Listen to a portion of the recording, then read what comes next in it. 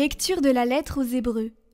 Frères, elle est vivante, la parole de Dieu, énergique et plus coupante qu'une épée à 2 tranchants. Elle va jusqu'au point de partage de l'âme et de l'esprit, des jointures et des moelles. Elle juge des intentions et des pensées du cœur. Pas une créature n'échappe à ses yeux. Tout est nu devant elle, soumise à son regard. Nous aurons à lui rendre des comptes.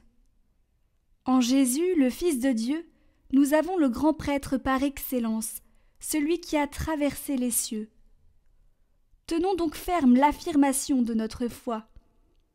En effet, nous n'avons pas un grand prêtre incapable de compatir à nos faiblesses, mais un grand prêtre éprouvé en toutes choses, à notre ressemblance, excepté le péché.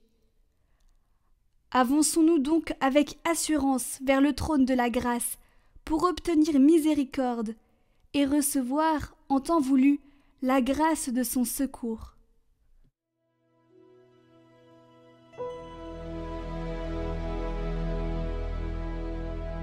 Tes paroles, Seigneur, sont esprit et elles sont vie. La loi du Seigneur est parfaite, qui redonne vie.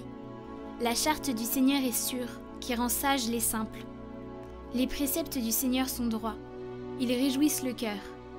Le commandement du Seigneur est limpide, il clarifie le regard.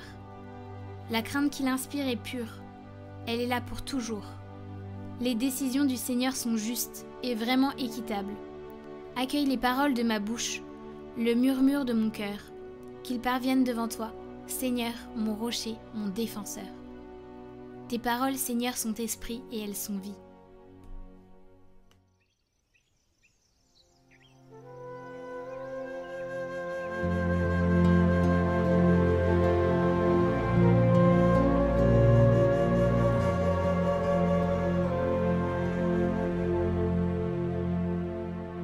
Évangile de Jésus-Christ selon saint Marc.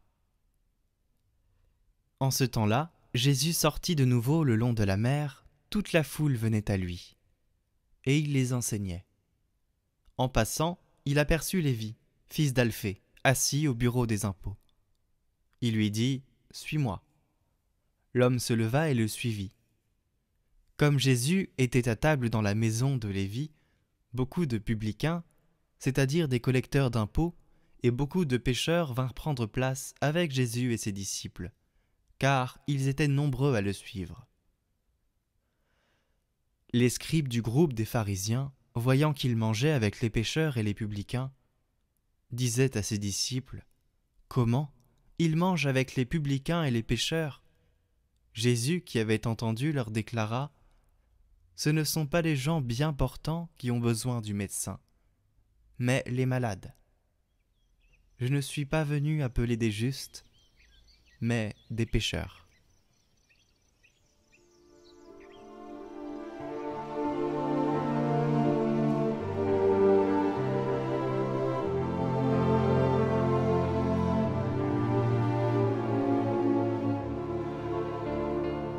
Nous sommes tous pécheurs. Nous avons tous péché. En appelant Matthieu, Jésus montre aux pécheurs qu'ils ne se tournent pas vers leur passé, leur statut social, les conventions extérieures, mais qu'il leur ouvre plutôt un nouvel avenir. J'ai entendu une fois un beau dicton. Il n'y a pas de saint sans passé et pas de pécheur sans avenir. C'est beau ce que fait Jésus. L'Église n'est pas une communauté de parfaits, mais de disciples en chemin, qui suivent le Seigneur parce qu'ils se reconnaissent pécheurs et ont besoin de son pardon. Devant Jésus, aucun pécheur ne doit être exclu, aucun pécheur ne doit être exclu. En appelant les pécheurs à sa table, il redonne cette vocation qu'ils croyaient perdue et que les pharisiens avaient oubliée, celle d'inviter au banquet de Dieu. Nous sommes invités.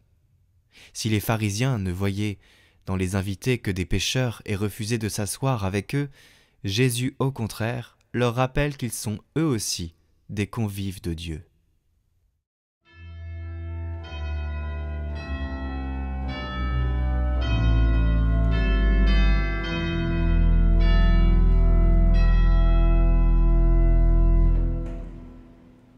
Dieu nous invite à son festin.